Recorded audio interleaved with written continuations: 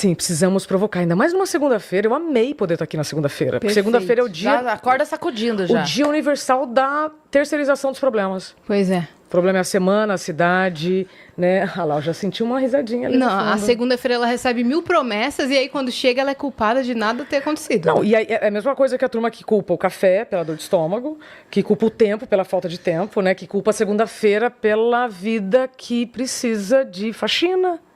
Pois é. Já O parou problema pra pensar, não é a segunda-feira. Já parou pra pensar o quanto a segunda-feira não gosta quando você chega com esse seu mau humor? Total. A coitada da segunda-feira tá lá no calendário, em paz, aí você chega reclamando. Não, experimenta fazer diferente. Experimenta começar a semana sem reclamar. Experimenta ter autorresponsabilidade pra você ver. Experimenta fazer aquilo que você já falou que ia fazer, mas não fez. Só experimenta. Então, assim, tentar já é ganhar. Então, se a sua segunda-feira não começou como você gostaria, a responsabilidade é de quem? Pois é. Você viu uma notícia, não sei a fonte do estudo, mas que reclamar causa alteração no cérebro? Opa! Mesmo? Opa! E aí se habitua, né?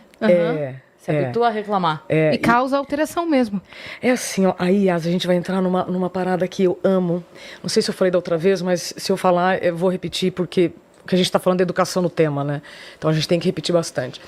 Teve um cientista chamado Masaru Emoto. Vocês ouviram falar dele? Não. Não? Então tá. Masaru Emoto foi um cientista que começou a fotografar a molécula da água.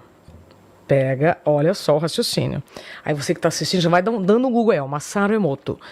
Ele começou a fotografar a molécula da água. Então ele pegava um copo d'água que ficava sob palavras boas. Positivas. E outra taça, outro copo com palavras ruins, negativas, violentas. E aí ele fotografava a molécula da água. Então, palavras boas deixavam a molécula organizada, coerente, linda. Aquele copo que foi exposto a palavras ou pensamentos negativos, violentos, sabe aquelas músicas que também... A molécula totalmente desorganizada. Então, se eu tivesse que uma imagem seria mais fácil, mas eu sei que você pode depois dar um Google. Põe aí, Tainá, pra gente. Masaru Emoto, é mesmo? Temos essa Claro. Mentira! Tainá! Masaru Emoto, molécula da água. Bem-vinda a Vênus, Porque querida. aí eu consigo... Nossa, aliás, eu amei aquela ali, hein?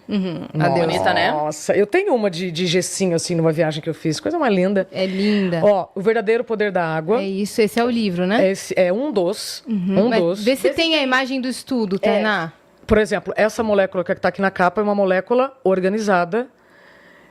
E aí, por que eu estou trazendo isso? Porque quando você me diz, sabia que teve um estudo que mostra que se reclamar faz mal? Vamos ver, então. O que significa isso na prática? Então, não é só o que você come que afeta a sua vida. É o que você fala e, antes de tudo, é o que você pensa. E é muito doido isso, porque a pessoa pode... Ah, mas eu não acredito.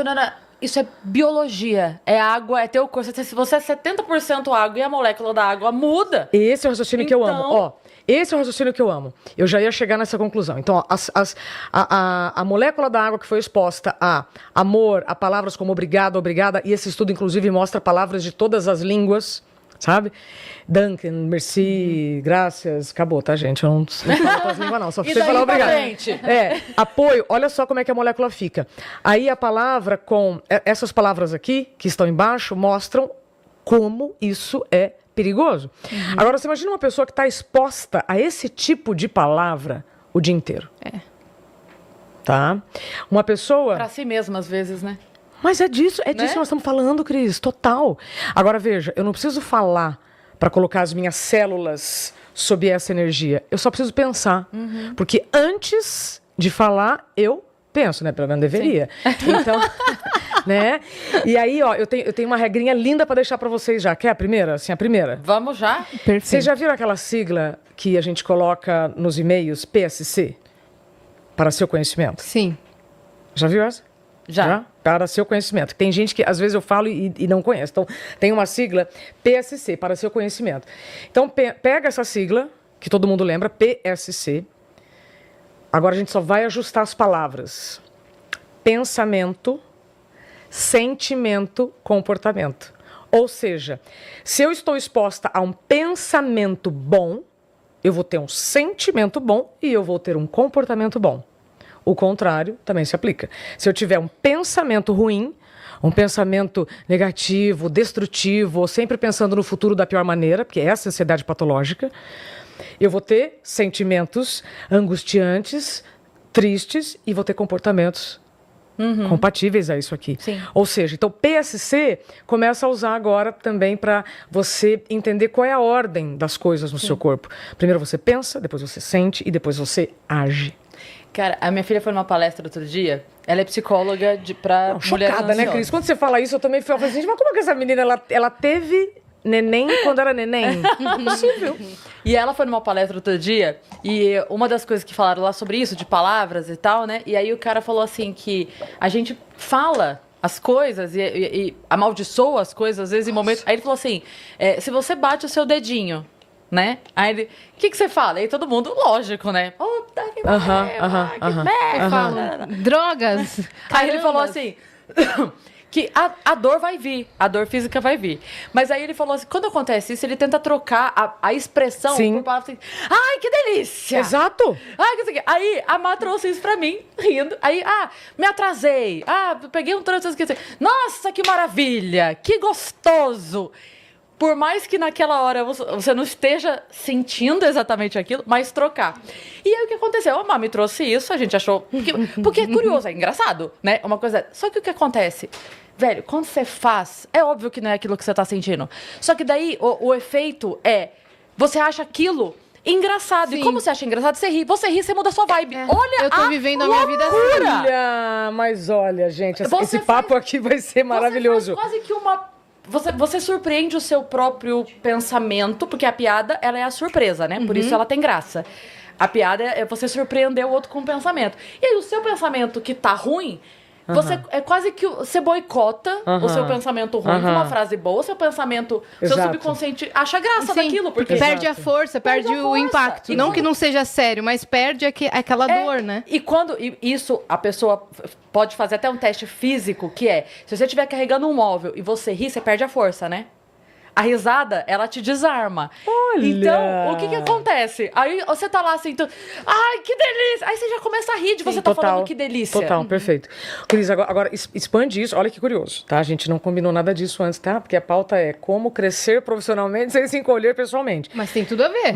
Absolutamente, mas quando você traz esse elemento, e aí eu vou pro Dr. Massaro, tá? Tem filme, inclusive, tem um documentário dele, eu vou lembrar já o nome, já vou puxar aqui na minha caixa, que mostra, inclusive, a exposição em Nova York dessas imagens, o que causou. Sabe assim, do tipo, como assim? E aí, só retomando o que a Cris falou agora há pouco, nosso corpo é formado 70% água.